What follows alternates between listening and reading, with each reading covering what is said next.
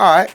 So today on NewbieVeT, got a special guest. Well, he's back. Back again. Ricky Prestige. Yes, sir. What's going on, King, man? I'm good, brother. I'm glad to be here with you. Man, you know, glad to have you back. Yes, sir. So, man, a lot of good things been popping up for you. I've been hearing, man, since our last interview. So, That's like, right. what's been some updates, man? Yeah. So it's grown. It's grown a lot more since our last interview. I think it was in 2020. 2020, or it might have been 2019. 2019 one of them. Yeah, because COVID. It was a little bit after I think it was 2020. Yeah, because the book was out. Yeah. But yeah, since 2020, I've been building up my online presence. Like I told you, got like almost 90,000 followers on TikTok. I got another book that just came out this year, which is the Mind Alignment 2.0 Paradigm Shift of the Black Mind.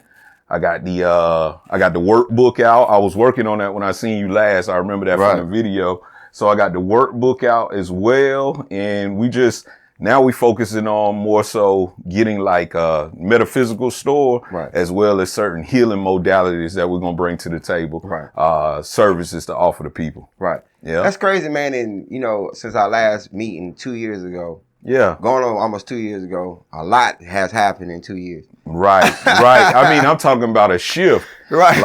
Like it was like moving, but like, and I see this with a lot of people because I think it's just the way the time's going. Once we went through 2020, everything was different. So people were seeing the world a little different based on that change that happened like that. And if you was in the proper position, before it happened, now you got a chance, people are more open to your ideas and especially mine with it being spiritual related, going into like metaphysics and different things like that. People been looking for things outside of the norm now. Right. And I was already there ready for them. And they clicked on it and it went. And it really came from, like I'm live now with TikTok. We got 200 people watching now. Right. And we went, one of the videos went viral. Video I swear I made that video probably 2 years before I even posted it on TikTok. I posted on Facebook, 100 views. You know what I'm saying? That's regular. That's people that know me. Right. Put it on TikTok, 400,000. Then someone else posted it, 1.3 million.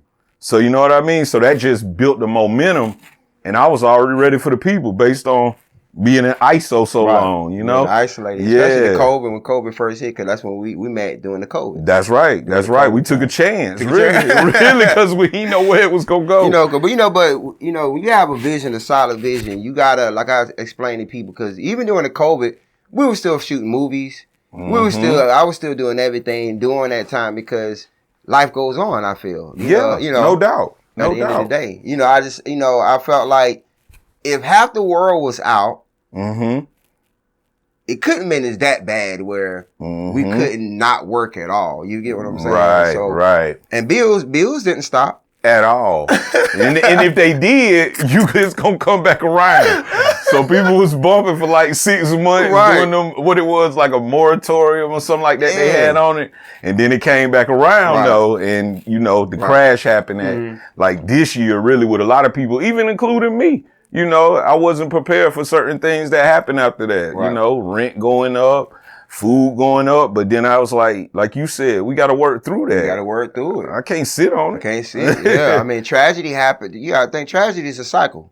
Exactly. It's a cycle. We done been through this before. We haven't, but our ancestors been through diseases, murders, robberies, the whole nine. So what we're going through, we just going through a repeated cycle of what happened in the past. It's our generation. Yeah, our generation, our turn. So our experiences of because if we sit down with an older generation, maybe 2-3 generations older than us, they will have the same stories of hurricanes, school shootings, war. So it's a repetitive thing. Yeah, and that's interesting you say that, and that's how I look at my life, kinda. Nothing we doing is new. Nothing's new under the sun. Right. So it's a blueprint out there, even for whatever you're trying to do. Right. So I just feel like I'm in the position of my generation to follow behind, Reverend Ike or Malcolm X or whoever it may be. Not saying I'm on that level, but to say just to follow behind them, Muhammad Ali. It's already a blueprint there for us, and even before them. Muhammad Ali, it was Marcus Garvey. It just keeps going. Right. And, you know, and when we get to our history, you know, as black people, a lot of times things get halted because of that, you know, the times we were slaves or whatever, you know what I'm saying? But to have the resilience to go through that and have that in our bloodline, COVID ain't nothing. Ain't nothing. That ain't nothing. That ain't nothing. Exactly. Yeah. So it's like you say, it's just our time, and you got to make the choice of who you're gonna be. Yeah. You know. Yeah. That's how I feel. Yeah. I feel because at the end of the day, when it's our time on this earth, I feel like it's our impact what leaves us. You know, leaves a memory around. How much impact did you impact those around you and people that follow you? That's right. You know what I'm saying? That's right. Yeah. Because that's what they'll remember about you once you leave. Yeah, Marcus Garvey, impact. Right. Bob Marley, impact. Right. Michael, impact. Big impact. Huge impact. Just the impact. And that's how I look at, you know, like I said before, that's how I look at it. And I'm like, when I make something, I look at it like, who's going to see this when I'm not here, like years from now? Like stuff we run into now and be like, that was deep. Right. But that was wrote in 1948 or something. You know what I mean? Right. And it still rings true today. Mm-hmm. And that's why I stick with universal principles like the power of the mind and things like that, because 100 years from now, you know, somebody could read that and it's going to be the same because those laws don't change, you know, just like, one book I listened to was Napoleon Hill. He said on that one, he said, you know, this video that I'm making or this book that I just wrote, this is for people that's not even born yet. And the video was from like 1920, 30s or something like that, somewhere around that time. But he said, this is for people that's not even born yet. And I thought about myself. I was like, he was right. Right. He didn't know YouTube was going to exist. He put it out there. Then almost 100 years later, I'm watching it. And that's how I look at my life. And it might not blow right now or make sense while I'm here because you know, we flawed. They was flawed. Yeah. And people right beside you now, they can, you know, they may not support it as much. But if it's real and it's good work, somebody's going to benefit. I'm glad you said that, man, because I was talking to some people. We had a discussion about far as the greats of our iconic people, like the ones that had the most iconic impact in the, you know, in the world, like, you know, your sports athletes, from the Michael Jordans to the Magic Johnsons to Hakeems, you know, going down the line, and to your musicians, you know, same in that field, your entertainers, your actors and actresses. Yeah. Even your business, even the great business people, you know, your computer people and all that. Every great-minded person had huge skeletons that only came out after passing. But that just shows that, like, what you're going piggyback on what you're saying, you know, we all have flaws. We all are flawed. Right. The greater we are, the more flaws we have. Oh yeah. We, you know, some of the greats been the ones that's been the most craziest. The craziest. Because you can't fit into the, like. That's true. Yeah. One thing I noticed, and this is even something I face today. You have to watch yourself so much too, because people put you at a certain level and almost like you can't do wrong. And then once you do a wrong, they stigmatize you with just that. Like, and it might not even be nothing serious. You might just break, you know, you might go through a divorce. They like, I thought, bro, about the family and stuff. But, you know, people don't know what you're really going through or what's happening in your life. And, you know, you're helping people, but people hold you so high that it can be a hard place to maintain, because at the end of the day, I'm learning as I grow and as I go, you know. So yeah, the greats, you know, now they talking about Martin Luther King had, you know, cheating on his wife, certain things like that. But it's like, he's a human. Yeah, he's human. He's the biggest man in the world at that point. Like, you know what I mean? Right. He's still he just to think about the situation he's in. They're like, Malcolm X was a criminal. Right. But prior to before. Then he got there and he found out about Elijah. Right. And then Elijah had all his flaws. So it's like you just said, when you that outside of the box, the social norms, it can't hold you in. Yeah. It can't hold you in. So they might look at it as wrong. but you're outside of that almost. You get what I'm saying? Right, like, yeah, exactly. Elijah looking at it like, I'm going to have these babies so my generations can continue. Right. But, you know, it's neither here nor there who is right or wrong, but when you're huge, you're not going to fit into what the social structure is, you know, and that's why a lot of times you get scrutinized. Exactly. You're more dangerous when you're black too. Oh, that's a whole nother level. Oh, that's from your people to the other people. To the other people. But your people is going to really look for the flaw because they flawed themselves. And it's hard to look at somebody, and I've been through this. That's why I'm speaking on it. It's hard to look at somebody that's doing their thing or successful when you don't know what you want to do. So let me ask you a question. You know? Let me ask you a question. So why when it comes to black people, why we get the most criticized by our own? Because I feel like a lot of people are traumatized themselves. You know, they do a lot of projection. Like they project in their viewpoints and their way of looking at the world based on how they feel in the inside, but they can put it on another black man or another black woman. But really and truly it's really coming from within yourself.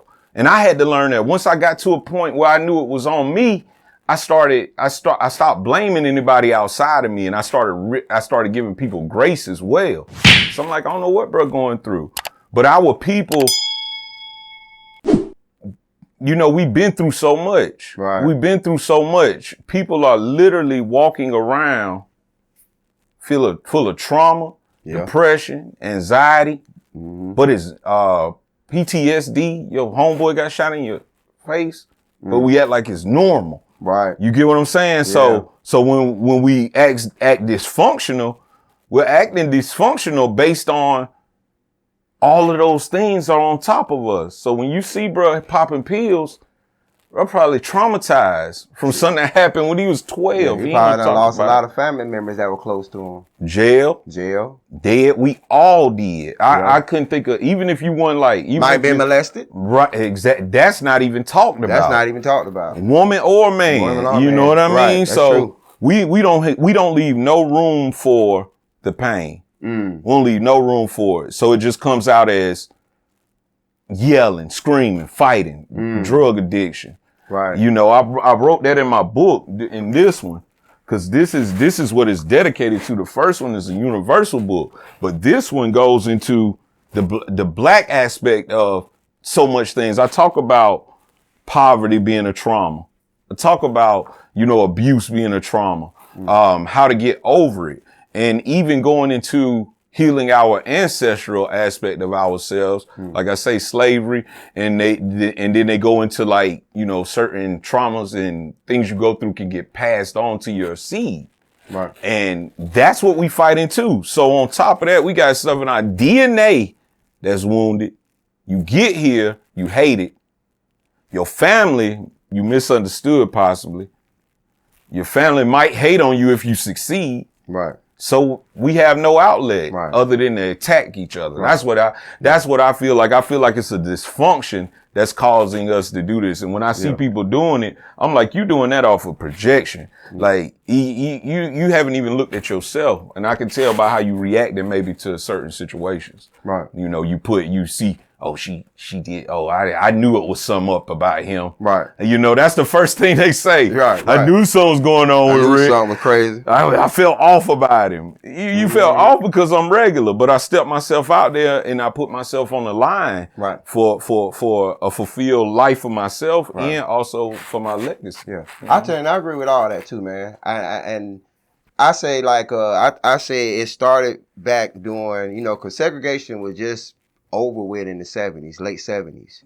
You know, when blacks could go to schools with whites. That was like the late 70s. It happened to my dad. You know what I'm saying? So a lot of the black families, the poverty, I feel like poverty comes from that starting point, because you got to think a lot of white families were rich and had money, had businesses and all types of stuff because they can do it. Black people, the only way you had money was an entertainer, athlete, or you somehow was an inventor or something. Yeah. Something. It was a small percentage. Even to do any of those things you just named. Right. That was like 1%. Right.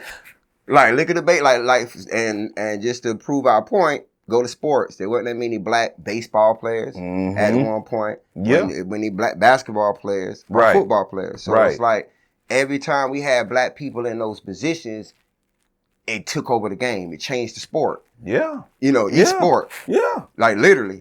So, especially basketball. Yeah. So I feel like regular average families, I feel like from that starting point, since we had a late start in the late 70s into the early 80s, and it was kind of hard to try to adapt the black and whites going to school. Right. Then the 90s came. It was more of a party. Right. Well, the AIDS epidemic came through the 80s. Yeah. Cleared a lot of stuff. 90s. And I feel like black folks ain't really getting on board until like the 2000s. Yeah, we just getting on board. Right. This generation here that was before the internet and we got the internet. Yeah, because our parents, because you know, you go back, our parents, it was kind of hard for them to teach us business when they greats and all they had to go through stuff with segregation and other stuff. Right. So of course a lot of credit doing all this stuff so wasn't taught to our parents, which wasn't taught to us. We behind. We catching up.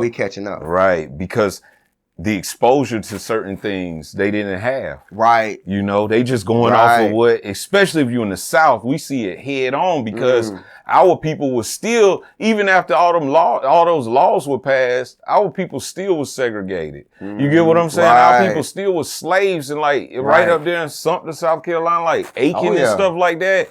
Like they didn't hear all that. They didn't know about Malcolm was riding like that. Or, you know what I'm saying? I asked my dad about it. I'm like, you remember that? He was like, not really. I hit on the radio. He was born in '60, so you know he was a child.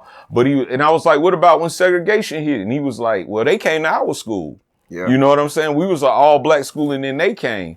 And they don't really notice what they lived through, you know, too much because they had other things to worry about. They don't see how major that was a lot of times. And then you say, like you say with the 80s, that's a whole nother, and I don't know what year you was born. I was born 86. I was born 85. 85. So we the same age. Yeah. So we literally was born in the crack era. You know what I'm saying? I'm talking about the head of it. Like all your uncles and all of them. Oh, everybody tried. The crazy thing, it was smoking crack in the 80s. 70s and the 80s was a popular thing. That's what I'm saying. Like they celebrities did it. They didn't know. Freemasons. It got ugly, bro. Like it was like it's like what's gonna happen with these pain pills though. Like you know, you don't see the pain, you don't see it while you having fun in the music talking about it. Right. You know, right next to you, Richard Pryor, right there. Right. Perfect example. He was just getting out. Then you know, and then it just was like, oh, this bigger than us. I didn't know it was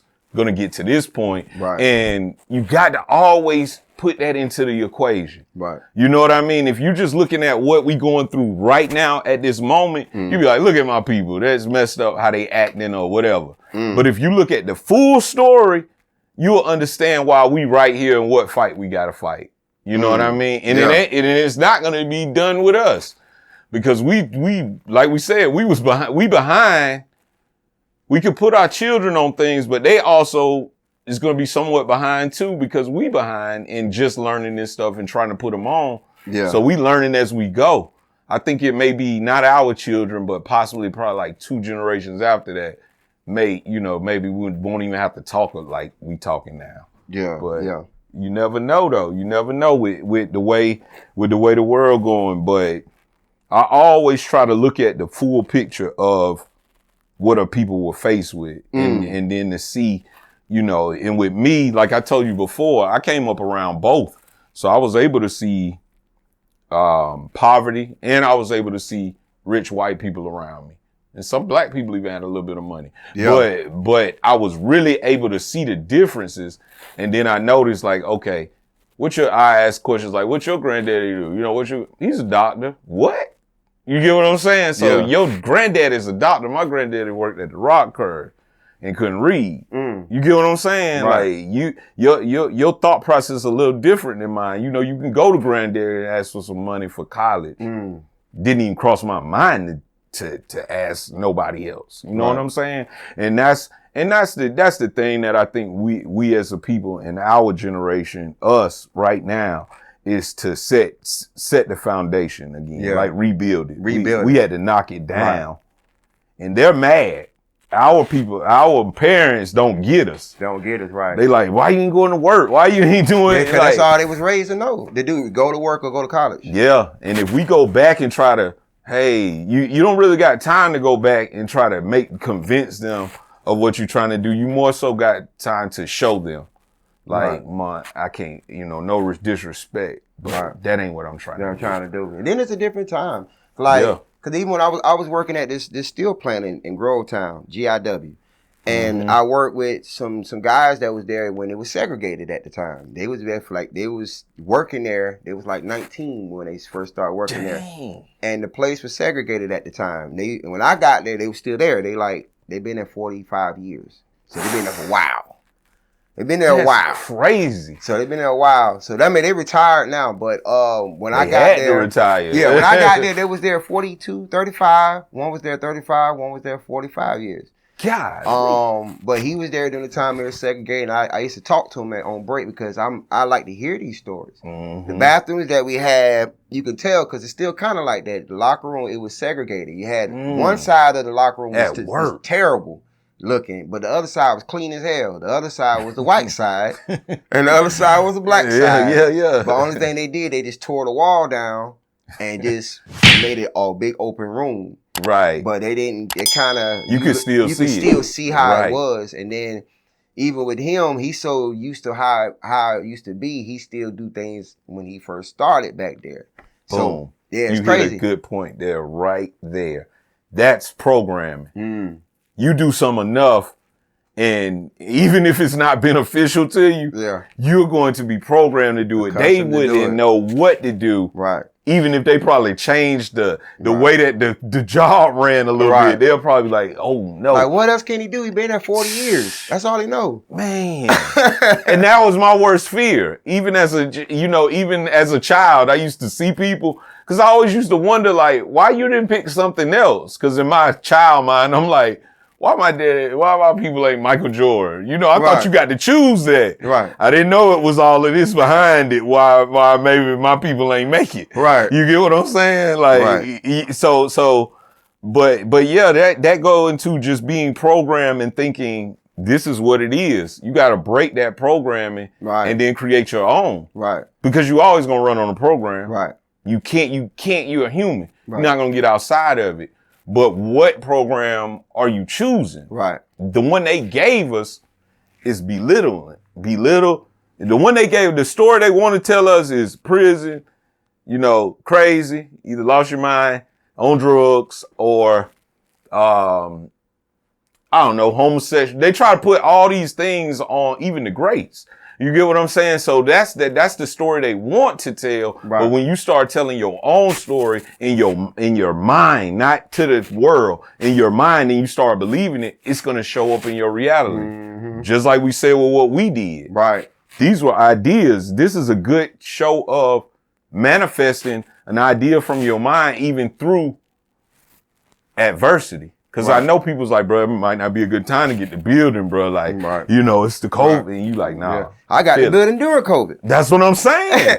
It was actually easier to get it during COVID. Right. Because you got to think, ain't like people shopping for buildings. People were scared. People were scared to take a L. Right. You know what I'm saying? But you have to take that faith in yourself. Believe in yourself. Put them hours and time you put in yourself like you put in somebody else's job. You get the same results. Same results. Matter of fact, better results. Better results. And it might be a little harder. Yeah. And it might be a little confusing. Yeah. And it might be a little stressful. Preach on. But when it hit, it hits. It hit. But, that takes a special individual to even get to that point. Oh, yeah, man. Because your program might be like, bro, you supposed to work at a job. Yeah. Like, your whole life you might have heard that. Or you supposed to sell dope, bro. You ain't supposed to do that. Yeah. So I just like to break the mold. Yeah. I just feel like I'm destined for, I feel like what I'm doing now has always been put in place. It's just that I had, I just stayed focused. Because it's like going old, we grow up, we have gang members around us. You know, easy influence for us to join a gang. I didn't have super easy. Super easy. I'm talking about you just in the neighborhood. I'm in the neighborhood. Right. My homeboy, like my best friend is gang related. Like all my homeboys are gang related. So it's like it's easy for me to get in something. Right. It's easy for me to get in trouble. I had homeboys that robbed. Yeah. That stole people, like you know, stuff. Somebody will front you somebody will front you a kilo right now quicker than they'll front you 10,000 on this bill. Yeah, exactly. Like, bro, you gotta do what I'm doing. Do what I'm doing. Like you might see them have some money. Dang, I was gonna get some money. Yeah. Well, you get it, bro. It be having people. I have homeboys hit me up. Nah, hey, bro, you got a building, bro. People in and out of there, bro.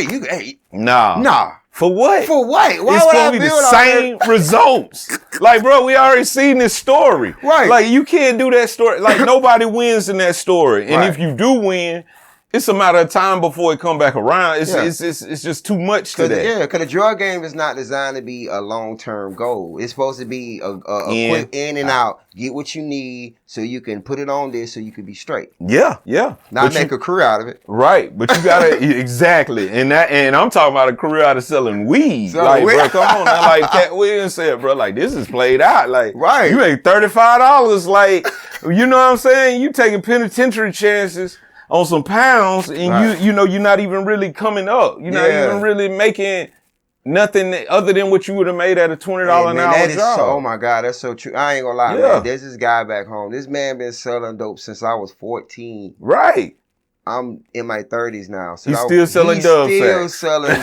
I'm like, damn, bro. Like, you shouldn't be out on this block no more. Like, I just feel like at a certain point, and don't get me wrong, I'm not judgmental of nobody. You got to make your money by any means, and everybody falls on hard times. Everybody. But I just feel like you didn't learn from your mistakes. It's a choice. Yes, and you didn't learn from your mistakes. Mm-hmm. You know, I feel like if you going into the drug game because you done made a few mistakes that you trying to clean up real quick, you need quick money. Clean up your mistake. Money clean up certain mistakes. You gotta get some money now. I get it. Yeah, I get it, but I don't get the long. I don't get the long term. Like, bro, you ain't try nothing else. Right. Like that's. You been selling dope for 9 years, man. Like, in 9 years, you mean to tell me you couldn't save up enough money to go legit? Cause cause really, they really don't make, you're really not gonna make that much selling no weed though, first off. Unless you're selling some big the truckloads or something. Yeah. You know, like you in a legal state and you got a dispensary. But where you gonna do that at without getting caught? Nowhere. And you really ain't gonna be able to do it now. You know you ain't gonna be able to do it now because they making money from it. So you got to do this legit. That's one reason why Georgia won't legalize it. They make more money off it being illegal than legalize it. What you mean, like by the prison and all that? They make more money from certain drugs being illegal than legal. Like if they legalize marijuana, okay, it's a tax. And that eliminates a lot of money they getting from criminals, from fines, court. You're right about that. It got to make sense to them. Just imagine how many people get locked up for simple possessions. You right. I'm talking about like simple possession. You in there for like a month. In a month. And then on top of that, you know, now they didn't decriminalize it, but you still get that ticket. You still get a ticket. And so that you know it's about money now. Right. And your fines are like at least $3,000 to $5,000 a piece. And I'm talking about they bumping at the courtroom right now. Like it's somebody in there now, like, boy, I hope I don't get no time. This is how much money, imagine how much the court system making every day. Each person they visit, each day they in there, it's a fine. It's a charge. So if your fines is over 10, all fines are different. Right. Depending on what you did. Depending on what you did. So just imagine each head is at least $5,000-$10,000 a piece, and the judge is looking at 20 people that day. That's like 200,000. That's ridiculous. Like just you're right about that. That's the exact, and that's why it's like when people try to look down on people about drugs and different things they do, it's like, who gave you that moral compass? Because really, they really don't care about what it does to you, you know, as health wise or you get addicted. They more so care about how we gonna get some money off of these drug addicts or whatever they call it. You know, I don't like to use that for somebody just smoking a plant, but that's what they call it. Yeah. And that's what they get their money. Like you just said, but it's not a moral thing. It's a money thing. It's a money thing. Cause it's a money thing. Cause that's what I don't get. Cause it's like, They're making the court system making money. You got Columbia Court, you got Richmond County Court. You know, they Monday through Friday, the courtrooms are packed. Yeah. From minor misdemeanors to felonies. To major crimes. Divorce, even divorces. Family courts. Evictions. So they're gonna put that 200 on there regardless for coming up there. You gotta get it. So you making all this money, but it's like, but then in the same breath, you have like police officials saying that they're not getting paid enough for for the work they do in the streets. Dangerous work for police officers. That's true though. Then you got the teachers. I kind of agree with that. You got the teachers. Complain about not getting paid enough for teaching our kids. So it's a lot of government people that's in the official where the government's making an ass of money, but that money is not going towards their own. Nowhere near it. Nowhere near it. I'm talking, bro, might be put that in his pocket. In his pocket. But this another interesting point to make to that. I did a video about about some guy, he owned like a prison. He invests in prisons. He buys the buildings and then he invests in prisons because you get funded by the government by doing certain things. Like if you get a certain amount of criminals, they will pay you to house them in you know what I mean? So you get $10,000 for an inmate, boom, he in your facility. Wow. Now you go on the back end, and he said all of this. This was some guy, I can't even remember his name, but he said all of this, and you go to the back end and you get into the political aspect of it. So now you get a judge on your side. So when the judge say, okay, you tell the judge, it's political now, I'm gonna put some money up to you, but I need you to get this many people into my facility. Right. So when he makes his choice of how he's gonna lock you up or give that person a sentence, he's basing it off of, I'm gonna get some money from the prison owner because I'm bringing more and more prisoners to his location. The judge just went down for that. Like he was doing it for years, teenagers and stuff like that. They found out that he was getting paid on the back end.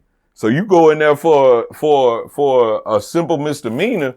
Next thing you know, you got a year. You didn't even see it coming. And the way they set it up, it's like you be free for a long time. Then you go to court and you don't know if you're going to leave out of there or not. That's scary, man. Yeah. That's scary. That's scary, man. People fighting for their life, like Ply said, every day. Every day. In the court, 9 to 5.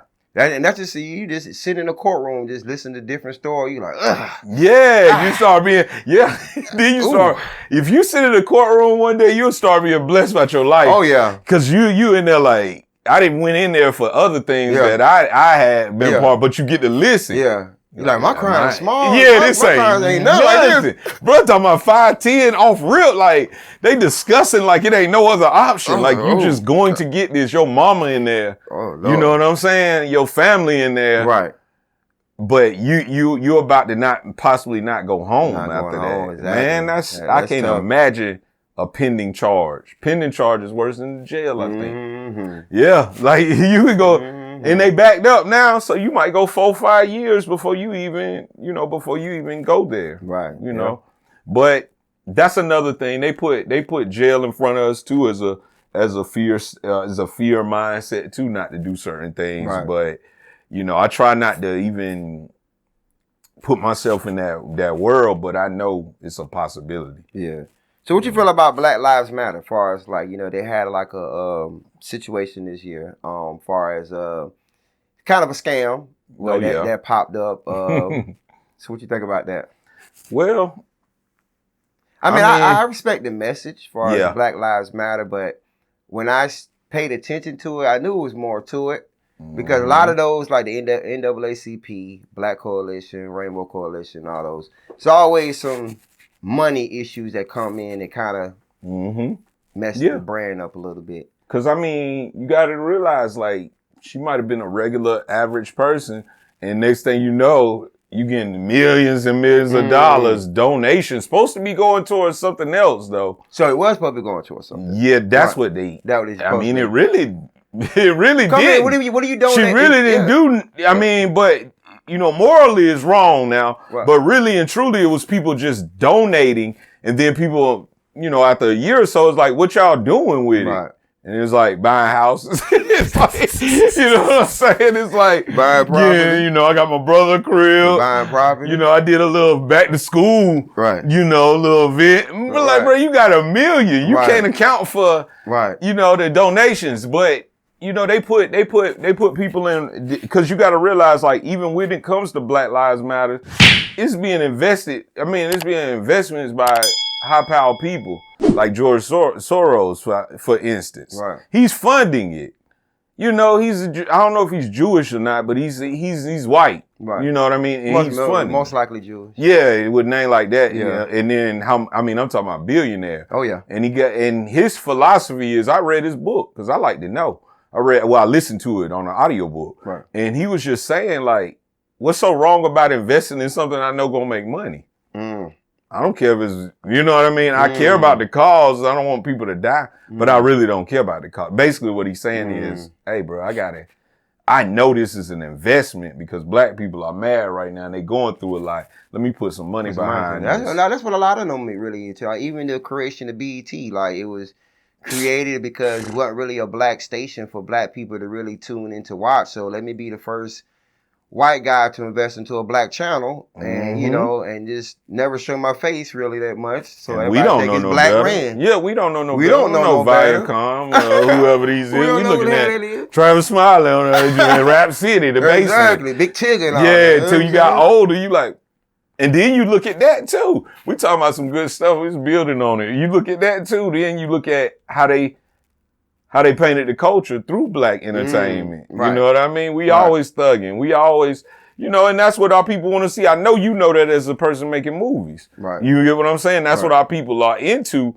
but it's also being force fed to them to the point where they think that's it. Right. I want to see some Black sci-fi. Black sci-fi. You feel me? Right. You know what I mean? And we think it's corny or something, but I feel like it's only corny because it's not made yet. Like, look what they did with Black Panther. Right. That's all we want. We just want some acknowledgement. Right. Outside of being a thug. Right. We can have a superhero too. You know what I'm saying? And my child. So what do you think about the backlash with that Black Panther? The second one? So the second one had some backlash from some people. Basically, some of the people was upset far as they were saying they was making the movie Black Panther more womanizing. Like, they're comparing it like the Woman King. Yeah. Like the Woman King movie, there was like Black Panther 2 was like another version of the Woman King. Instead of taking away, you know, because they say they want to try to kill the image of the strong Black man and put a strong Black woman in place. Yeah. So that's safer for them. So they could have easily replaced Chad Boseman with another Black strong man for that role because of the image of Black Panther was a strong king. Right. And so, like they did that with every other superhero. Right. They replaced Superman, it. Yeah, they replaced every other superhero. All of that. It's different people can play that role. Like Chad wasn't the only one. He wasn't literally Black Panther. Right. That's how they played us too. Right. And when you say that, I didn't think about that at first. I was just like, oh, that makes sense. He ain't here. Then I thought about it the way you just said it. After a while, I'm like, dang, Superman got paralyzed. And they replaced, there's like 3-4 Supermans. I'm talking about there's an ass of Batman. Man, it's at least whoever they want to play. Michael Keaton, Val Kilmer, George Clooney. They never die. Batman never dies. He never died. He's a new Batman. With no superpowers. Bro, don't die. Another Batman. Different face, different structure, different body. Right. Because that's what Black Panther is. He depends on the suit, right? It depends on the suit for the strength. So it's the same thing. We could have survived. We could still be here. We could have survived. They did say, though, they setting it up for the trilogy, for it to keep going. Yeah. And they felt like people wasn't ready for nobody to be there. But they say, like, I guess he had a son or something. Yeah. I haven't seen it. They got a son on the end of it that's going to supposed to be, I ain't got an issue with the film. Like, I love it was good. I love Black Panther. I like Black Panther. Okay. I mean, of course, you would expect more of, like, far as the scenes or certain, like, fighting and certain things or whatever, but I just felt like you should get, there should be another guy for Black Panther. You start with Black Panther, don't switch it. Just like, for instance, same thing with Captain America. Captain America is going to be replaced with a female. So you're going to have, so there's going to be a new female that's going to have the power of Captain America, the powers the shield, the whole nine. So, and then Iron Man has been replaced with the female Iron Man. Thor's going to be replaced with the female Thor. That's an agenda then. So it's like, it's like more superheroes are being replaced. The guys are being replaced with the female, which is cool. But at the end, we ain't got no problem with that. You got to think, you got men that wants to see their men heroes. Yeah. They want to, we grew up watching men heroes. Yeah, it's in our subconscious. Yeah. We look at that and like little kids was like literally boo-hooing about Black Panther being dead. Right. Not Chadwick, Black Panther. I look at Chadwick. Chadwick played some incredible roles too. Like he was a god, he was good. He was awesome. But he was an actor. This Black Panther is a fictional character that can be played by anybody. Anybody. You could even got Michael B. Jordan to come back and change himself. Because he was raw in that first one too. Man, that would have been a perfect opportunity to bring him back. He could have said and changed his ways or whatever it might have been. He didn't die, came back, changed his ways, and realized they need a king. He's scarred though. This is the same story. Yeah. I know you know that about film though, because that's like the hero's journey. Like it's the same, blueprint, but they just not letting us get that. They letting us like, nah, he dead. That's the end of the journey. Bro, he a hero. That's not, it can't be over like that. Just go to the next. Yeah. Scroll it on. Yeah, they'll be all right. We made our money. This is history. Always be history. Like a lot of stuff be covered up. History be covered up a lot. Oh yeah. Like I just did some research a few months ago, and I realized that there was a couple black cities that was underwater. Mm-hmm. We have two. I made a video about that. One down this way. Well, Petersburg was one. Mm-hmm. Petersburg is really like buried underwater. Right. And then going towards Atlanta, you have Oscarville. Right. Under Lake Lanier. Yeah. So it's like the thought of that, like literally a whole wiped us city wiped us out and underwater. Right. Like dead serious. And then like when you look at Lake Lanier, you see all the people like drowning and stuff like that. And so it has to be a spiritual aspect to this. You know what I mean? That's how I look at it. I'm like, our energy's still there. Y'all not about to get away with this. Yeah. Like you could tell, like it might look like we behind, but people waking up and it's almost like a divine timing that we're in right now, like a shift that's happening. Yeah. That's how I think, spiritual wise and everything when you go in the age of Aquarius or age of information, whatever they call it. And I feel like the spirit on our side. And then you look at the cities being underwater. A lot of times we didn't even know about it. Matter of fact, like right now where we're at, like even if you look at probably the history of this building, you probably would be blown away what might have been here prior to that. What been here years ago, what happened and stuff. It makes you look at it. Might make your skin crawl. Right. You go down Broad Street right now, it looks like some trauma happened, some bad things happened. Things happened back then. And I do my research, and it's so many stories. Like even like MCG right here, the old MCG. Right. They found the black bodies underneath the hospital in the 90s, and it was from like the 40s or something like that, or like the 1800s. But they did studies.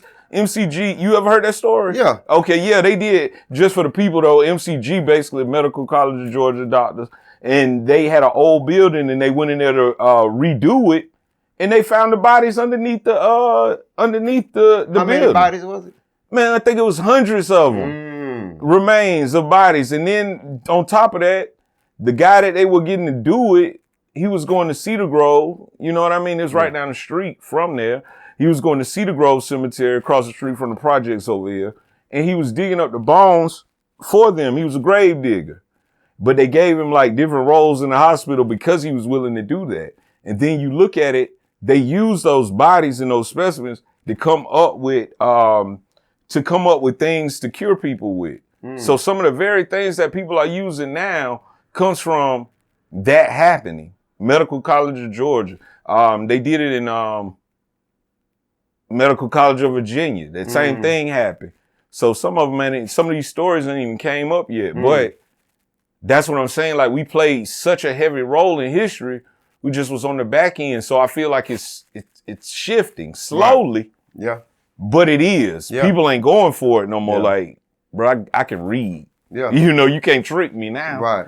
You know, like a lot of the history, a lot of the past is actually revealing itself within time. Like, you know, like going back to Lake Lanier, like Oscarville, like of course it dry, you know, the water's declining, drying up a little bit. So you start to see a little bit of it's peeking his head. It's peeking his head. Some of the cities popping up. And then and then our generation ain't scared. So we like, what happened? What happened? So and they like nothing. Exactly. Don't worry about it. Even the graves, even the cemetery that was a school and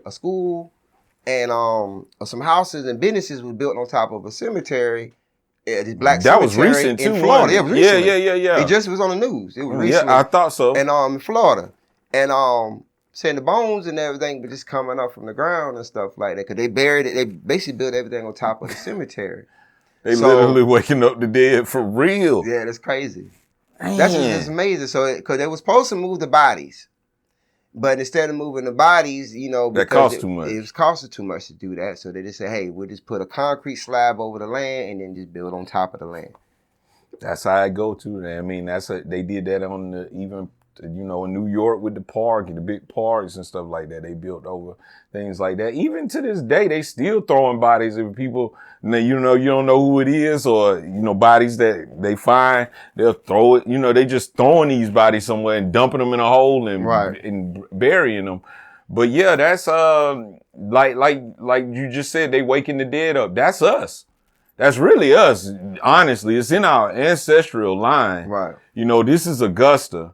It's only 3 generations in. I'm pretty sure I was related to somebody. I mean, my mother was born across the street of Cedar Grove. My grandma stayed there, the project. You know what I'm saying? So it's like, even people out there with my last name, you get what I mean? So It's like, it's literally us, and people laugh it off and don't want to hear it. But it's like, bro, this was not that long ago.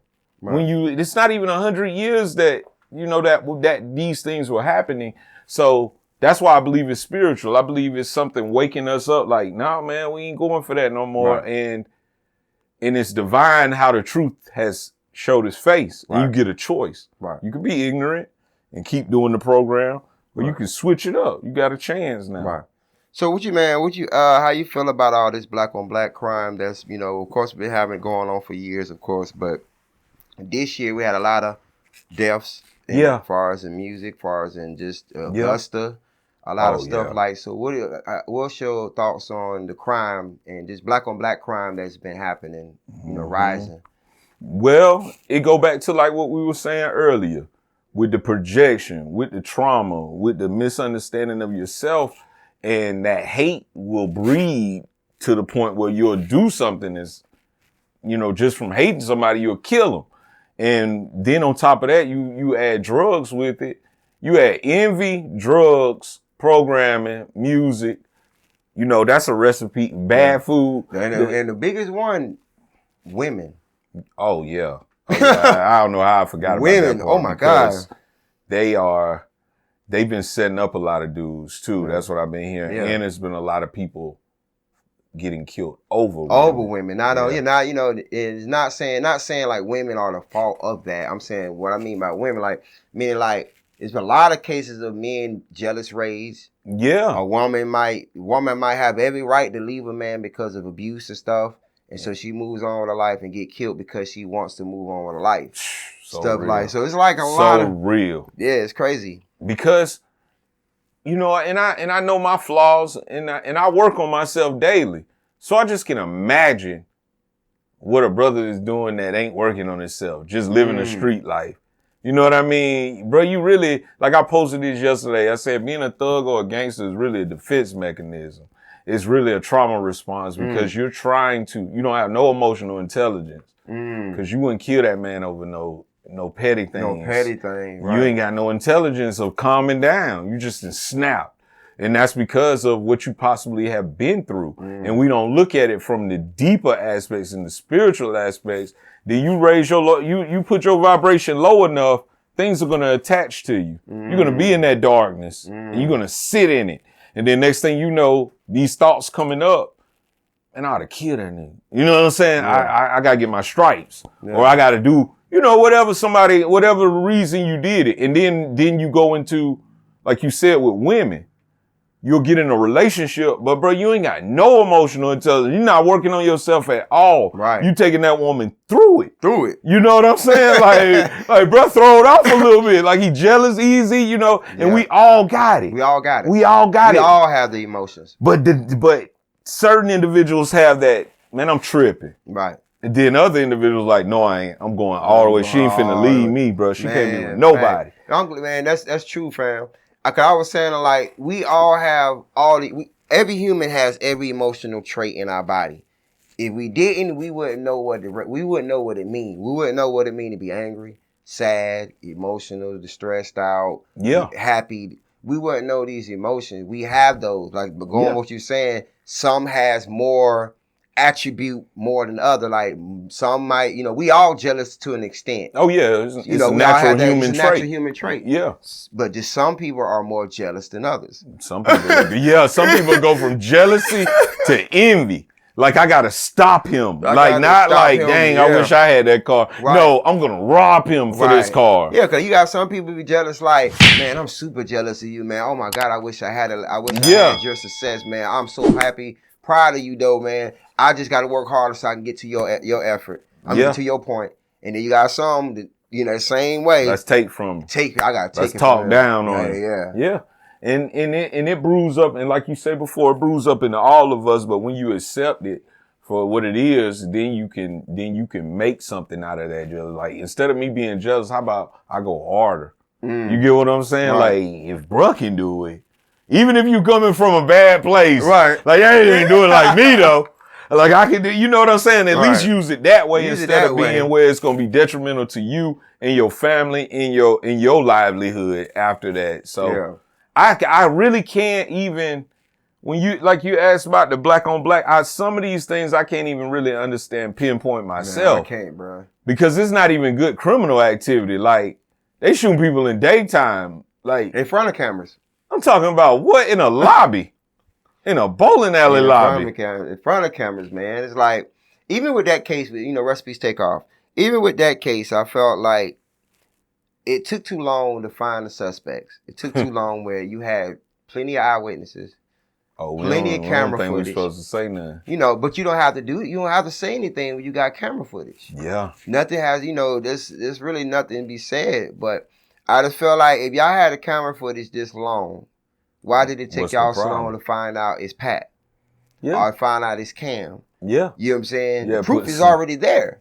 Jay Prince had to talk real quick. They had to see what was up. Right. They had to see how this money was gonna go. You know what I mean? How much bad he gonna get? How much is gonna hit him politically in the city or whatever it is, or the backlash his son gonna get. So like Bill Cosby, because they're coming after Bill Cosby again. What he did that? What they so did? So basically California, they changed it, they turned the law over where they don't have the statutory rape limit in California anymore. So now you got 5 more women coming after Bill Cosby. What you think? Why is there air? Like Bill said, what you think about that? I think this is how I'm gonna break down Bill. This is how I'm gonna break down anybody in entertainment, include Kanye and all that stuff like that. You got to stick to the program. If you go against like Bill Cosby, this bill right here and that bill is not the bill that over the years he became, because he got fed up. Right. Because you remember he spazzed out on black people, but he was saying something real. Everybody was cussing. He was all like, that. He was like, pull your pants up. He did the granddaddy basically. But Bill's job was to show black people how to be successful, but stay within our form of success, the boule. Yeah. Basically. Yeah. He was the ultimate representation of a good black person. Yeah. Richard Pryor was the opposite of him. Yeah. He could. That's why he couldn't stand Richard Pryor. Richard gonna tell the truth. See, Bill kept it, want to do it for the kids. He kept it PG-13. Right. He was, and even when you look at his shirt, it say Temple University. You know what I mean? He was the one that pushed HBCUs the hardest. Different World. You know what I'm saying? Cosby Show. Now, it looks good, but it's their idea of who we supposed to be. You supposed to be, you got no facial hair. You get what I'm saying? Like, you supposed to be kind of docile and not really, not really a nigga, basically. Right. You're supposed to be, more laid back with it. You can take more. You accept them the way they treat you, and you're going to be straight, bro. Right. We're going to make sure you're straight. Then you go against it. That's when the sacrifices happen. That's when your son might die randomly. Right. That's when you think we about to give you all this. We gave it to you. And we can take it away. We can take it away. Right. We don't know how powerful they really are until something like Bill Cosby or Kanye or something like that happens. Speaking of Kanye, Kanye should be a example for everybody now. Like how you go from a billionaire to not overnight. I'm talking about to get evicted. I'm talking from a billionaire, the richest black man. To the poorest black man. To the poorest, he on our level almost. Like, bro, looking like, what? Kanye, he'll never be broke because he's Kanye. Oh, yeah. He got a Kanye fake. Kanye fake. But as far as the pocketbook, he's like Michael Jackson broke. Like Michael Jackson, like a lot of people know, Michael Jackson was broke financially as far as paper-wise. Yeah, towards the end. But value-wise, he's far from broke. The artist. And then he owned too many stuff that he didn't want to sell. He still owned catalogs the whole nine that he didn't want to sell. The Beatles, I believe. Eminem. A lot of stuff. He was strategic. Yeah. He was very strategic. Oh, yeah. And like even... See, this is an unpopular opinion, but I like Kanye. Like I like certain things that he's even saying. Like, and I don't stand on it as much because sometimes bro be on some other things where I can't really register it in my mind. But I get what he's trying to do, I believe. What he's trying to do is break people out of whatever they gave us is fake. Right. He's saying like entertainment fake, these rappers fake. Right. He even talked about Dave Chappelle. I couldn't believe it.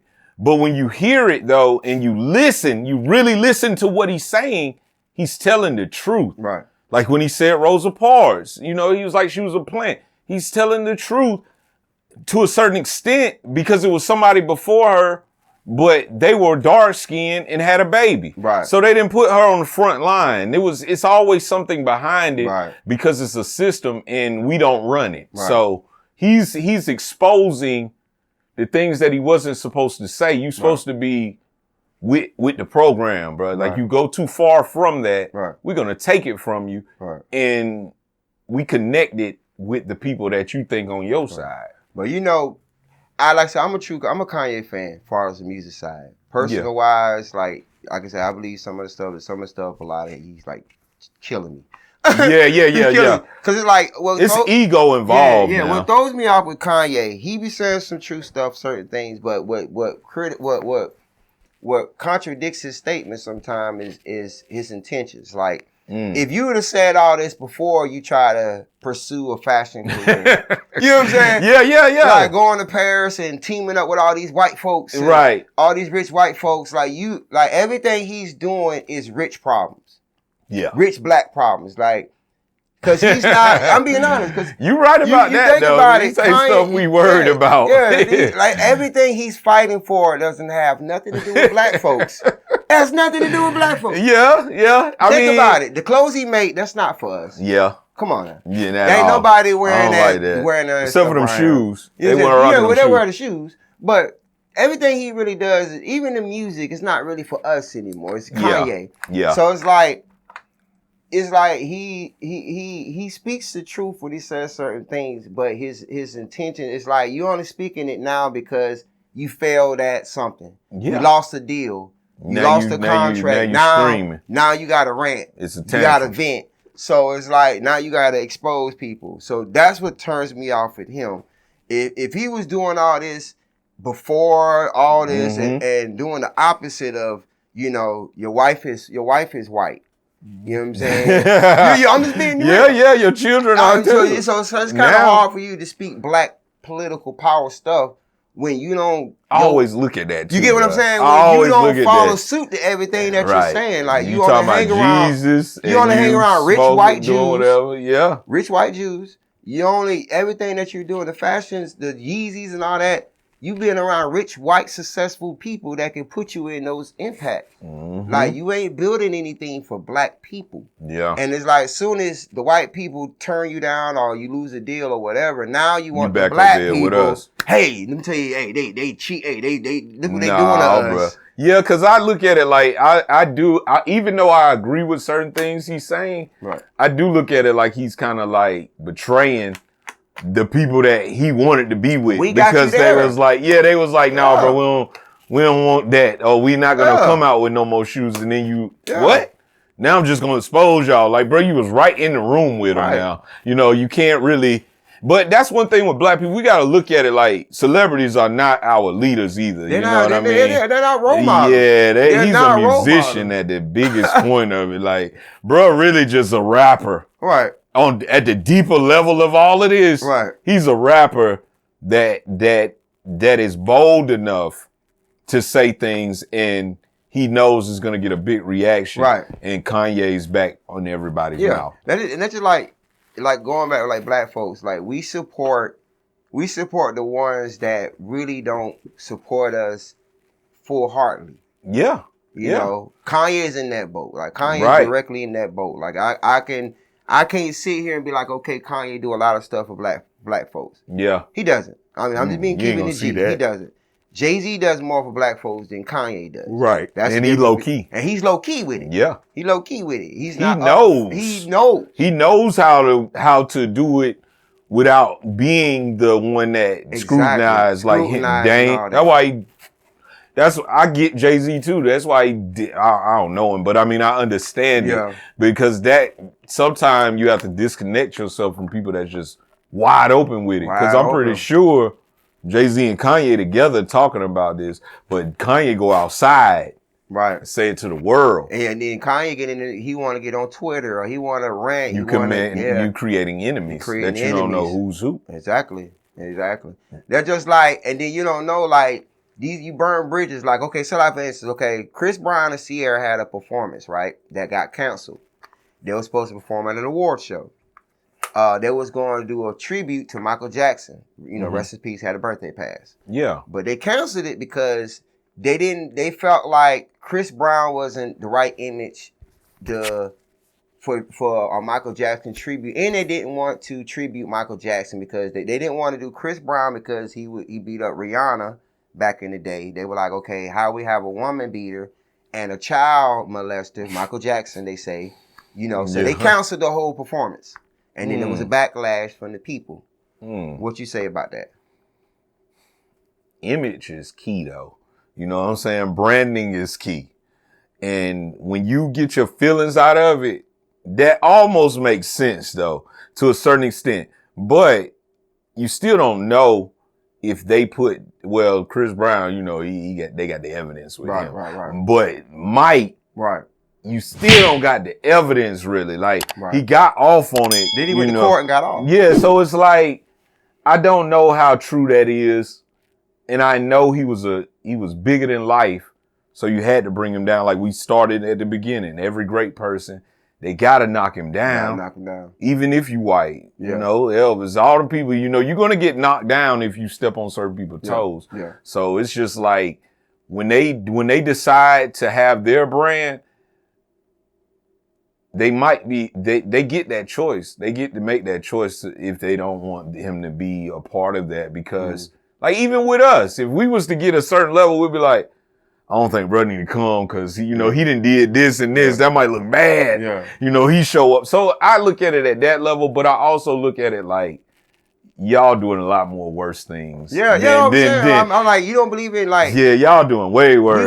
We want to forgive people and give people second chances, but then we crucify them for what they did. We want to keep reminding them. Yeah. Like, I'm pretty sure Chris Brown, like, he regrets that ever happened. You know what I'm saying? Probably to the pit of his stomach. Yeah, but you don't know what happened in there. Right. Like, let me stop before I look like I'm defending him for that. You know what I'm saying? Right. But women, you know, sometimes you'll get into it with a woman and it didn't lead it to that level. Like, she might hit you. Right. And you might react off of that.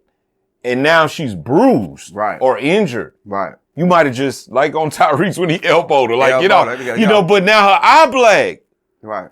you bigger than her, you know, but you might not have meant to do that. But, you know, you got to think what maybe was said before that, who Rihanna is. You know what I mean? She from the island, so she probably got a mouth, you know, she probably could say some things that could trigger him to get to that point. Yeah. But it's still wrong on many levels to do it that way. But what I'm saying is, I wonder how it got to that point. You get what I'm saying? Like, right. I always think that when I see those type of cases, cause I'm like, this ain't the same. This ain't our mama. This ain't our grandma type of women no more. Like, a woman can hurt you, like literally these days. Man, like you get your ass beat, like, you know what I mean? Like I'm glad you said that. I was just about to get to that. Like I feel like times has changed. Yeah. To the point where I feel like you still ain't supposed to like. Of course, a man ain't supposed to go around here and put his hands on women. Never. You know, never do that. Not just beating them just because you jealous. Beating because you jealous or some shit. But I feel like if your life is in danger. That's what I'm saying. Because like they don't get that part. Your life is in danger because I watch a lot of Snapped. Yeah. Snap is it show you. It's a women's show they on love Oxygen that show women killing their men. They love it. And you know, they have 14, 15 seasons of that. That's what I'm saying. That's a lot of women. Like, bro, you can't even, like, and then you can feel it on them, though. You already know when she at that point. Like, you might have messed up, but, you know, we'll get over it. Right. Most men will be like, all right, I can't do nothing to her, like, unless you the jealous crazy one we was talking about before. But most of the time, we'll get over it. When they get to that point, no, bro, you got to go. You got to go. Like you could literally get stabbed in your sleep. And she could get off. Oh, yeah. If she created a narrative that shows that, you know, created a paper trail prior to you getting there, you might hit, you know, you got in a fight. Yeah. There was domestic abuse at the house. You got a couple calls at your house. Oh, yeah. Story gonna look different when she get to crying, and especially if she's a white female. And that goes into this. People don't understand. Like people in relationships. I'm glad you said it because they don't understand. Even though what stays in the house don't stay in the house, because if anything happens in a relationship where either one of y'all get hurt seriously or one of you pass away, best believe everybody that know what happens in that household is gonna be told. It's gonna be told in the public in the court system. Yeah. Regardless. Court documents where people can read that, though. All this stuff. So it's like public. Everything that you've done. And it's like, and court is a different animal, man. When you sitting there and the person you love know all your dirt. That's boy. You just said a word. On the op. You just said a word. It's like like you said, the person you love is now your enemy. Your enemy. Out of nowhere. Like, I'm talking about y'all got kids together. Like, it got deep. Like, you done seen every man has felt that, I believe. Even, you know, he has, and and that's it. And I'm laughing because it's so real. Like, you think you can trust, like, when y'all first began, you 4-5 years in, you trusting her. You done told her everything. Everything. You done told her all your pillow talk. You laying on the bed. My mama did this when I was 8. You know, you think you can open up. You go to court. Ooh. It's out there. It's out there. Now all your history is out there. You try to run for office. Bro, you done. You seen it with Warnock. Oh, Lord. Warnock and Walker. Oh, my God. They pulled out girlfriends from high school. High school. Look at Herman Cain. Remember Herman Cain? They tried Herman Cain was running for president before Obama.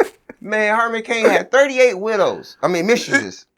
38 mistresses that came out and said that he paid for sex. He cheated on his wife. Bro, done. That's all it takes. Bro, I worry about that on the regular. Yeah. And not to put my woman down, but I know I'm not perfect. Right. And then when you public, it's like they waiting on it anyway. And then she get mad. All she got to do is drop a post.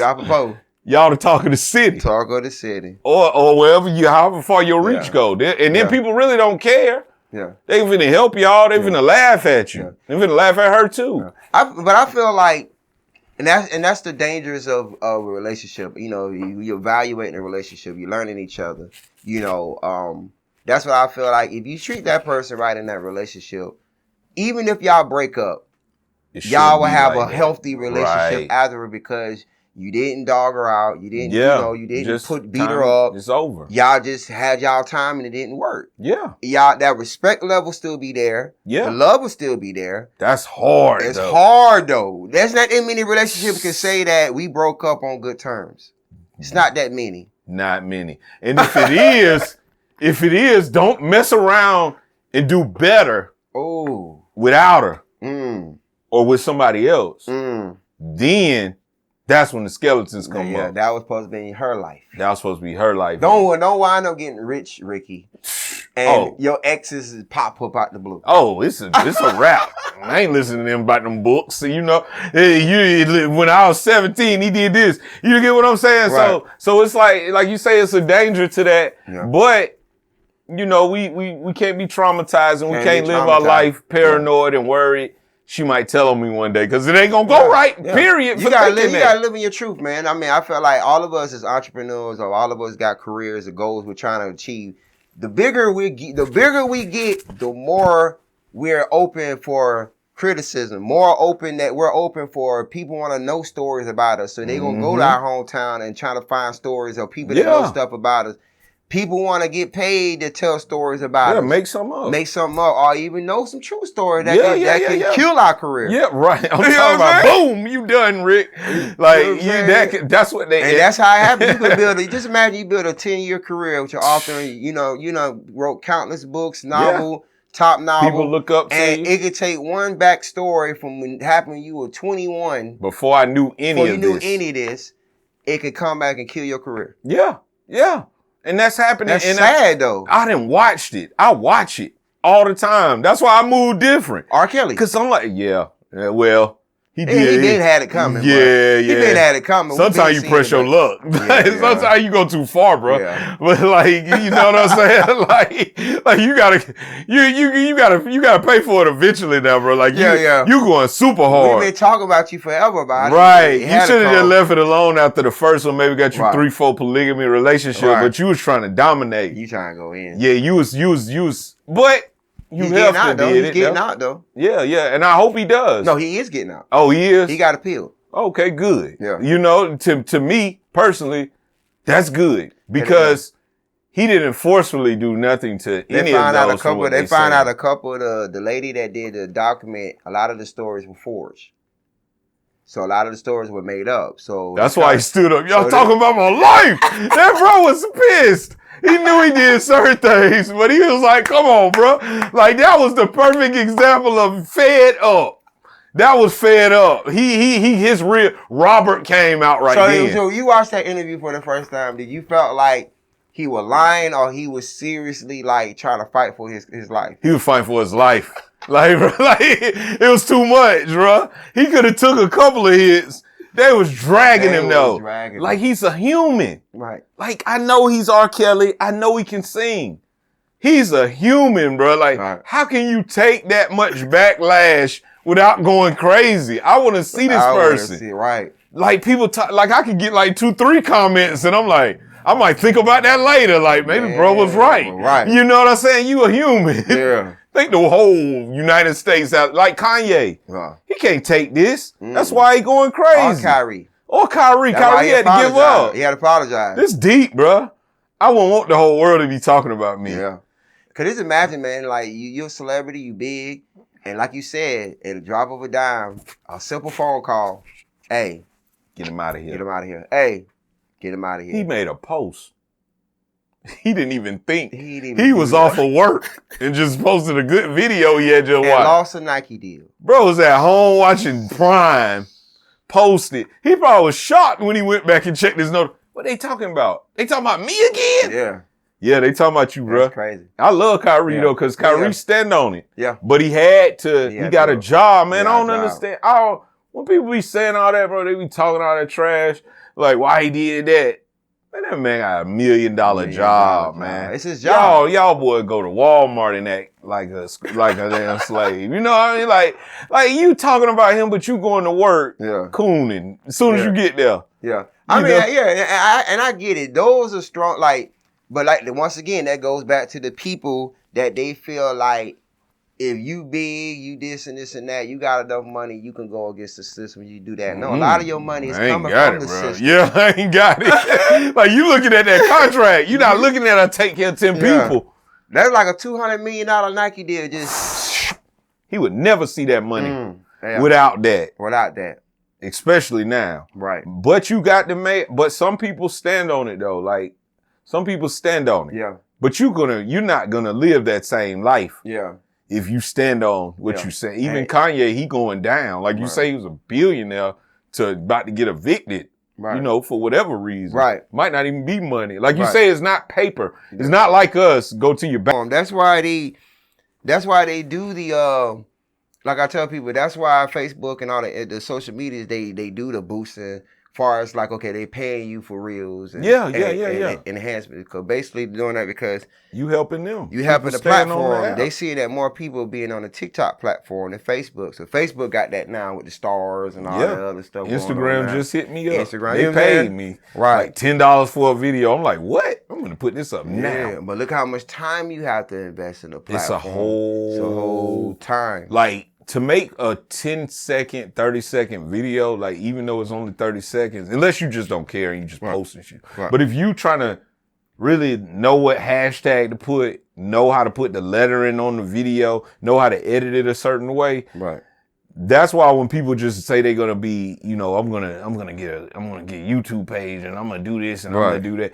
Bruh, that day is done. Yeah. You got to know what you're doing. Like it's jobs for these social media managers and social media following growth. Like I figured out how to get this big for probably like a year worth of research, just period on social media or videos or, you know, how to hold a camera, when to post the best. Right. And that was a year. Traffic times. Right. Right. By the time I got here, I did it on Facebook, but it got me to where I went. But when I got here, I was already ready for them boys. Yeah. Like, I was already ready. The numbers come super quick. Super quick because you did everything that they asking. So now I get on here and every video don't hit because I haven't been studying.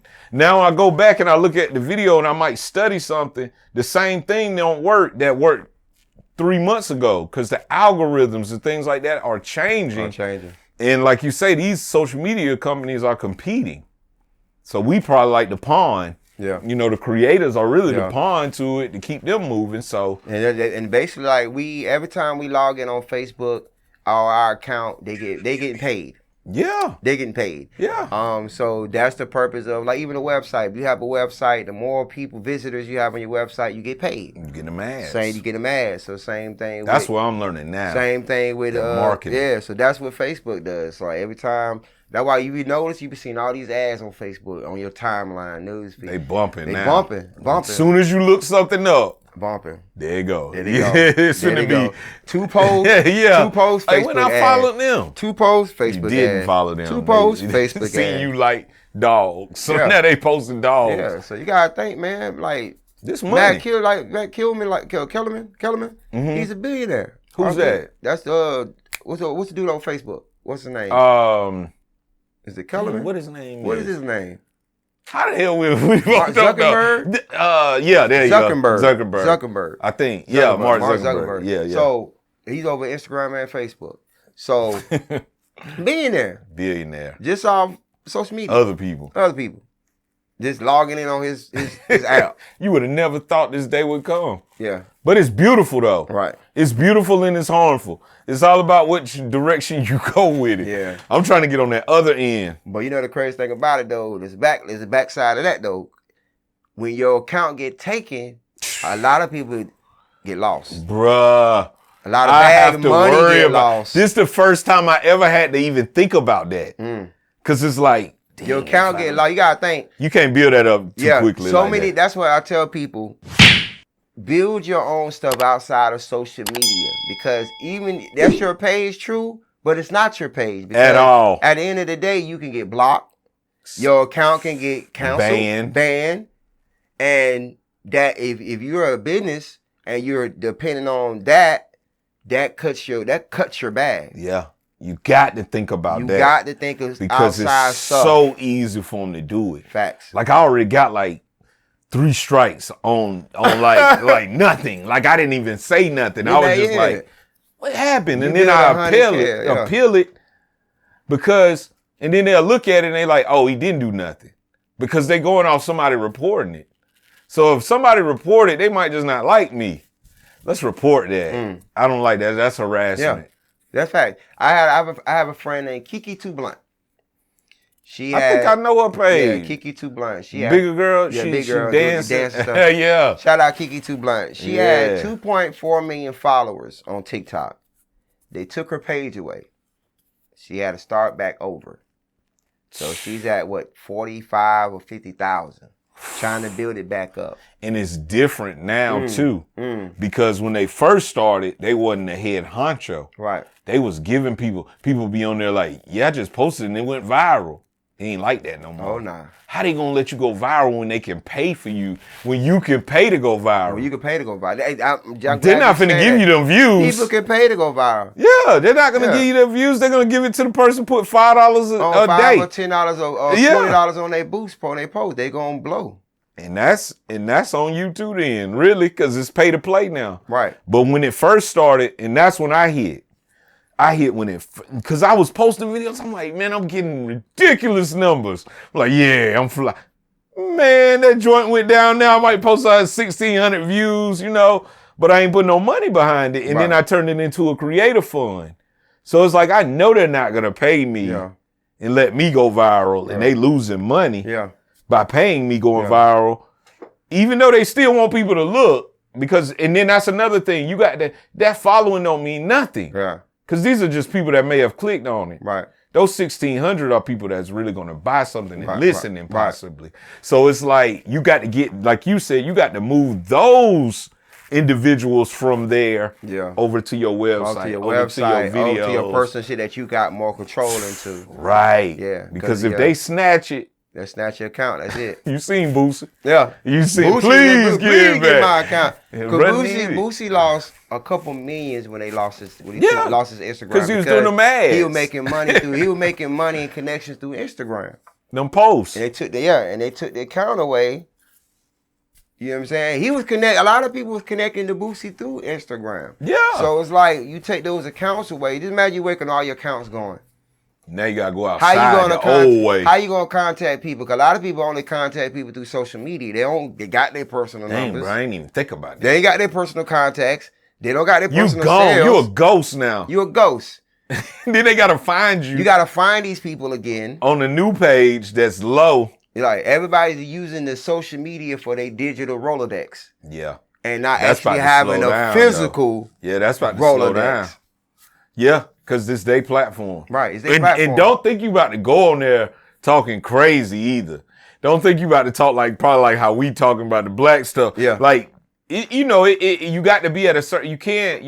And for one, it's wrong anyway. We don't need no more division anyway. Right. But they get to choose what you feel like. They could choose us saying, it's an agenda. Right. Oh, no, he's talking about them harassment, get rid of it. Like I said something about racism on one of them, they took it down. But it was real. And then that's when I realized, and then they sent me a warning. And and then they put on my account, this account is, I don't know what it said. It was like, this account is, I guess it was warning people before they go to my account. This account has several infractions. Like, if you get to a certain point, they'll warn people from your account before you go in there. Yeah, you on the edge. When you get to that point, you got a couple more reports. But that's the thing, that's the thing I don't like about where the world is going now. You don't have have the freedom of speech no more. Right. You don't have freedom of speech, so that's done. That's done. The world is sensitive now, which I don't understand. It's like, okay, the world gets sensitive to the point where comedians are not even funny no more. They can't. They can't even be funny. And it's like, you're right about that. There's no freedom of speech. Yeah. And it won't put you in jail. That's the only thing that it hasn't done yet, but it might as well be jail. Right. Kanye in jail right now, pretty much. Right. You ain't got your life no more. I don't like this cancel culture. Me neither. I don't like it. I don't like it because, for one, cancel culture, that means they can go back 20, 30 years ago and bring up something and cancel you now. Like it's nothing. Like it's nothing. Like nobody can't grow, have remorse, like nothing. And it's not. And I feel like what's your relevance for today? People can change. People can be different people. Yeah. People can be rehabilitated. You know, it's like you learn from what you went through. What you mistake. So I hate how the world be like nobody's perfect, but in the same breath you criticize people because they're not perfect. For years. Yeah. For the same thing. They still do. Yeah. Like, and then when you think about cancel culture, it's like, why are you canceling them again? Because they saying something that's true. Almost most of the time, might be some truth behind. Like they try to cancel Boosie based on what he said about Dwayne Wade's son or whatever. You know what I'm saying? But that is kind of strange, and it is kind of something that needs to be talked about. Right. And it's weird. You know, and it's very weird. Yeah, it's not normal. Yeah. And for it to be something that you can get canceled for, right, that means it's an agenda. Like even with Macy Gray, you know, Macy Gray made a statement where it was like they asked her a question. They were like, how do you feel about, you know, trans women? They're saying that, you know, they're labeled themselves as women. They want to be labeled as women, not trans women no more. They want to be labeled just women because they feel like they have the, you know, they're women. There's no gender roles. So, which you know, Macy Gray was like, well, for one, she disagreed. You can never be a woman because, for one, you genetically don't have the structure or built to carry a child, to birth a child. Science. Simple science. Yeah. Even if we pass away, you know, and they do our DNA and our bones, whatever, it's gonna come back male, female. Mm-hmm. It's in the chromosomes. It's in our genetics. So at the end of the day, it's like I feel like. My thing is there's no disrespect to the LGBT community at all. You know, I have a lot of friends, my family, my you know, I grew up with a lot of gays around my family. It's normal. You know, it's normal. Being gay, like gays around regular, me is normal. You know, I grew up around. We over that. Over that. Yeah. But my thing is you know, it's a different era from back then when I grew up around, like my mother had all these gays. Different era, because back then they were more hidden. Yeah. You didn't hear that they didn't voice their opinion as much. Yeah. As far as like outrage, where it's like, okay, hey, we want to be accepted by the world. Right. It was more undercover hidden.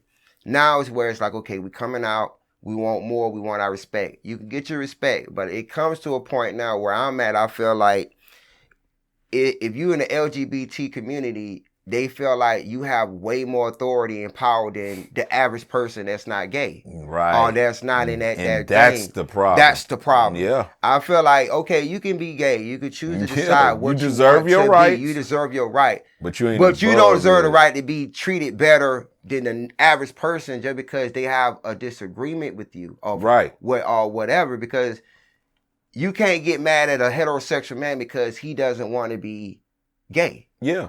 And he ain't into it. And he don't want his son to be. Exactly. Son. Like that's not crazy to think that. You can't. But they'll try to attack on someone because they're speaking against someone's gay. That's not speaking against someone's gay. They're just like, hey, that's just not my preference. Like even if you're gay, all gay people don't like other gay people. Yeah. Some gay people like straight people. Yeah. So you would like what you like, but nobody criticize you for liking what you like. Don't criticize straight people because they don't like. They don't want to be gay. Yeah.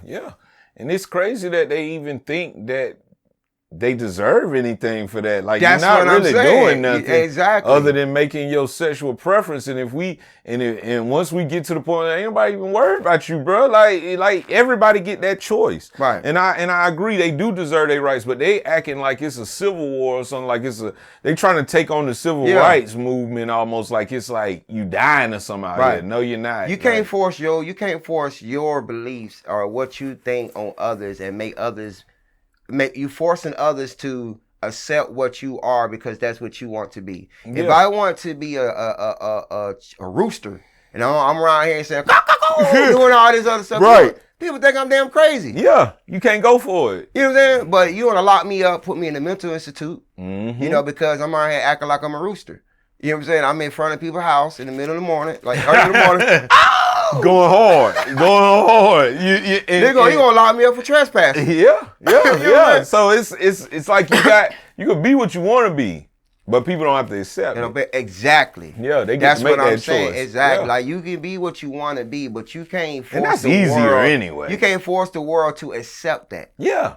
You can't accept somebody that's been 50, 60 years old that been raised on woman, man, and just automatically change the law. It ain't gonna happen. Change the law up and expect them to respect someone that they just been. Even the church folks. Yeah. I grew up where the church people frowned upon that thing. Yeah. You know what I'm saying? Now just imagine the one. It's reckless in there now. Though. Yeah. It's like that's they safe. But that's the crazy thing about it. That's where it comes from. Uh-oh. You done took it there. Yeah. You thought Father, Son, and they left the woman out. Yeah. Hey. They left the woman out now. They did. That wasn't the original Trinity. It's not the real Trinity. I mean, you know, I'm not a church person, meaning like I went to church when I was younger, but yeah, we had to. Yeah, because you were forced. You were forced. Yeah. You were forced. So it's like, but my thing is when it comes to my only issue with church. Yeah. My only issue with church is like, you know, if you preach you preach the message to the people, preach the right messages to people, preach the word, preach the life for people. Mm-hmm. You know, reading out a book is not fixing anything. Yeah. It's not. Just keeping it real. Yeah. You know, we've been reading out of books for how long? 400 years over here. You know what I mean? 450. Ever since they said you could read, basically, I guess we've been trying to use their system to get out of their system, which is not going to happen. It's not going to happen. No. Because I wouldn't do that. We was born in a system. Yeah. If we was winning, we would do the same thing. Right. That's why I get it. Right. I get both sides, and people get mad when I say that, but I get it. Right. They are beating us, bro. Like they won. They won up to this point. Now we got to do something about it. Like we in a losing situation, and a lot of people don't see it that way. They just think people better than us or something. Like black people ignorant and stuff like that. But no, we were put in this position and tricked into it, and you're accepting it now. Right. They don't even need to do nothing no more. They just need to push it. Right. And then we find ourselves in exactly what they want us to be, and we lost the fight. We lost the fight, and then they put us. Yeah, we lost the fight, and then like I said, they investigate us, they experiment on us, putting us in small project homes. All that. They've been doing this for years. Sit back and watch us destroy it. Yeah. Kill each other. Yeah. You know what I'm saying? The whole nine. Still doing it. Right. You can't even walk outside like it's almost universal. Like you walk past another brother or something. It's getting a little better, but it's like a mug or something. Yeah. Like, it's always like a mean mug. Like what Tupac said, why it matter? Cause all I ever got was cold stares or something he said like that from the people. Like you walk down the street, we go somewhere, you might be fresh, bro, hating on you. Or some just looking at you up. You looking everybody gotta be tough. Right. But it's like, then you get to meet the person, you like, bro, ain't even tough like that. But when we first introduced, we like that. What's up, bro? You got a problem, you know what I'm saying? Ready to fight, ready to lose it all over small things. So it's like, we've been really tricked into not loving ourselves and each other. You know? And so one last question, King. Yeah. I know we talked about poverty and all that other stuff, and I know poverty still goes on right now, but I feel like there's so much technology and so many things out there where you can make money off anything. You really can. Anything. Why do you feel like young black men still decide to do that drug dealing route, go that route? Because, you know, I mean, don't get me wrong, drug dealing's been around for years. It's never, I feel like it's never going to go nowhere. Because we're going to have drug addicts. Like, they ain't going nowhere. It's never going nowhere. Somebody got to supply. And, you know, then there's new drugs are being introduced. You know, fentanyl, I think fentanyl been out, but it's like now it's more of a drug now. It's terrible now. Terrible. You can die. You can die. It's first hit. Like, you out of here. Like, at least you could just go to a party or some little X pill. No. Nah. You don't know what it's going to do to you, bro. You don't know what's going on. It's like, it's more pain pills popping than ever. Yeah. It's an opioid thing. And that comes from, that's what adults do. That's what people that suffer from pain, they get addicted to those things. And even Xanax, with psychiatrists. I just watched a documentary on Netflix was about that, where people had got on Xanax. They thought they got rid of their anxiety, but they got so addicted that they couldn't do nothing without it. Xanax. So now you go to the street once the psychiatrist like, okay, you got enough, bro. It's like, no, I don't. Some more, right? And then you go to the streets, and now you just go into a downhill spiral, like with fentanyl, and because fentanyl, you get them fake things. You don't know who that is. You don't know what it is. Yeah, right. Like at least you got the number on it. That gotta be dangerous though, man. Man, it's so dangerous out here, man. I couldn't put that. I wouldn't even want to if it didn't come. I don't even take no drugs like that anyway. Right. But let me see where it came from, bro. Did somebody prescription or did you get this and somebody manufactured it? You made it, yeah. With the number on there looking like it is what it is. Then you take it, your heart stop. Heart stop, yeah, man. That's, oh my, man. Yeah, man, that ain't even fun no more. Like at least people was doing it for fun or like they even messed up the weed. Like the weed can be laced now. Can be laced now, right. It's like y'all just doing whatever to get some money. And back to what you said about poverty.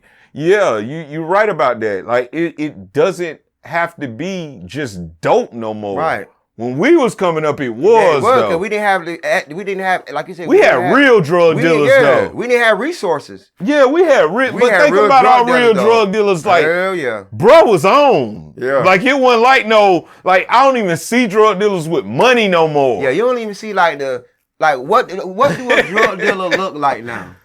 Dusty. Yeah. Dusty, looking like, you know what I'm saying? Our drug dealers back then, they were fly, they had jewelry, they had bro cars, had a lack, he had rims, I'm talking about base systems and giving kids $100. Right. Now they pity pinch. They pity pinch, yeah. And they doing the drugs. Right. The drug dealer back then, like, I just look at certain uncles and stuff. No names, just uncles. Got a vet. Like, you know what I'm saying? Like, he pulling up in the 90s in the vet. In the vet, Mercedes. You know what I'm saying? And white doctors coming up to him. And you know, I'm pretty sure there's still people out there that's making it like that. Right. But, like, the basic Augusta drug dealer like it was back in the day, it ain't there no more. Hell no, it ain't that no more. Basic drug dealer now, what, 14, 13, 14, 15? 13. Don't know what he doing. Don't know what he doing. Taking penitentiary chances. Listen to NBA young boy. Not hiding. Like, bro, what is that though? Walking around with a gun sticking out his pocket. That he already used. Got a body on it. Body, armed robbery. Everything, like, you know what I'm saying? Like, that's the part that made me think it's really get dysfunctional. Right. Because at least when you was a drug dealer then, you tried to hide. I mean, they were stunting. That's what messed them up, too. Yeah, the stunt got them fucked up. Yeah, because we was on the blacks. Because it's easy for the federals to be like, well, you don't work, but you drive an expensive car on this and this and that. Where you get this money from? What Mr. Big say? Where you get the Pathfinder from? They asking my mama questions, bringing up people I ain't never even seen before. Where you get this from?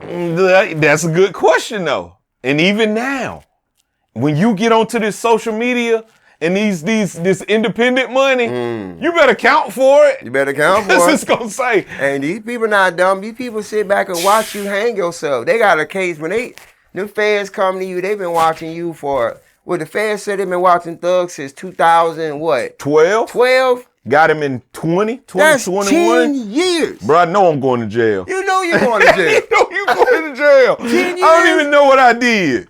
You forgot. You forgot some of them crimes because you was balling. You were balling. Think how fast his life was moving. Right. Then it just. Right. That's like Michael Jordan's wife. She had an investigation on Michael Jordan for 6 years. Couldn't get nothing on this man. Really? Nothing. How she got the money? She had booked a private investigator. Oh. And couldn't find nothing on Michael Jordan. Michael Jackson too. Good. That's what she get. That's what she get. You go with Michael Jordan. Like, you can calm down a little bit. Yeah. Like, you go, like, if he do cheat, you go with Michael Jordan. Cause you know his first wife tried to get half. Oh, you talking about the current one? Yeah. She tried to get half. Oh, okay. So that wasn't the original wife. No, that's the original wife. The original wife did the investigation. Okay. Because she was trying to get half of his earnings. No, you're not getting you're this. Not getting half that. Yeah, I know you won't. But that's how you got to be when you that big. And it's sad. Yeah. He know his wife was his enemy. Right. He was doing something, but he had somebody watching her probably. She but don't even know that. Kim and Kanye. Kim will get half of Kanye earnings. But she didn't know this. She would have. Yeah, but he signed something. He was smart now. Yeah. He knew something. Yeah. So it's all about him. It's crazy. Yeah. You know. So, man, before we slide off on NewbieVeT, man. Oh, yeah, NewbieVeT. How they get in contact with you, man, and is there any love you like to shout out?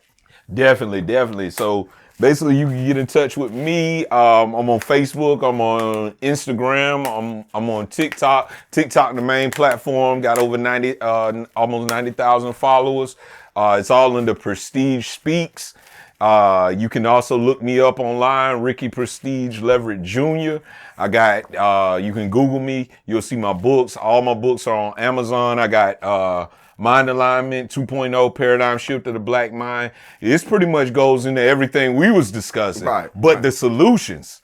You get what I'm saying? Like, because that's what and a lot of people are not gravitating towards this one as much as this, because I think because it says something about the black mind, and people may not want to hear that, but this book is more important to me personally than this one is, but it goes hand in hand. And we also got the workbook, and I'm trying to come out with a course, mind alignment course, which is going to teach people how to meditate, vibrate higher, different, rewire yourself, your subconscious mind. You know, just going into different things, shadow work, because more than anything, I'm spiritual before I'm political, but I'm a black man, so it has to come up. Yeah, that's why I made the book.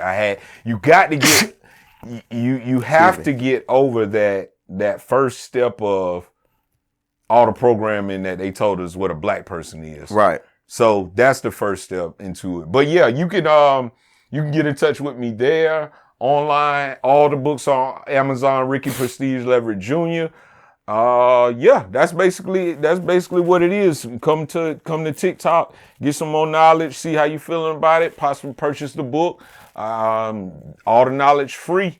The book, the only thing costs. bad facts. Because of the production. Yeah. You got to we gotta eat. We gotta eat. Facts. We gotta eat. Facts. And when you're doing a service that's beneficial to people, you know, you eating properly. You finding a way, you know, I'm not selling dope. I could. Yeah. Easy. Like we was talking about earlier. Yeah. Selling books. Bro. Selling dope books. Yeah, dope books. Come on, come on, get you some knowledge, man. I got it for the low. Get this dope knowledge. $10. $10, bro. Bet. You gonna be high. Bet. Any love you like to shout out? Oh yeah, for sure. Shout out to the family. You know, as far as it goes, my lady, Katrina Turner, Sajai Songbird. She's working on her music. Shout out to my daughter, Amore. Shout out to NewbieVeT. Oh yeah. Even thinking about me. You know what I'm saying? Oh yeah. He came back around to me. Oh yeah. To get the update. Oh yeah. So that's some real talk there. And I seen your growth. You seen mine. So you know, probably the next 2 years we come back. Yeah. Matter of fact, I'm gonna say where I'm gonna be at right now because I did that on the last one and I watched it recently, bro. That's funny because I was like, dang, I said I was gonna do that and I did it. Oh, you did. So I'm gonna put this on video so I can look later. So the next thing we're gonna come with is the center. We're going to have a metaphysical center. We're going to have healing modalities. We're going to have a salt cave, work with your breathing. We're going to get booths that's going to have where you can meditate in them and also get halo therapy. We're going to get into the sound healing. I'm a certified meditation instructor now. And we doing it with the youth. I've been doing the youth meditation sessions with the Youth Detention Center. And these kids got cases pending and everything. So hopefully the next time you see me, that center will be there and hopefully we'll have an interview at the center. Oh yeah, most definitely. That's what we're going to put out there. Speak it into existence. Into existence. Yes, sir.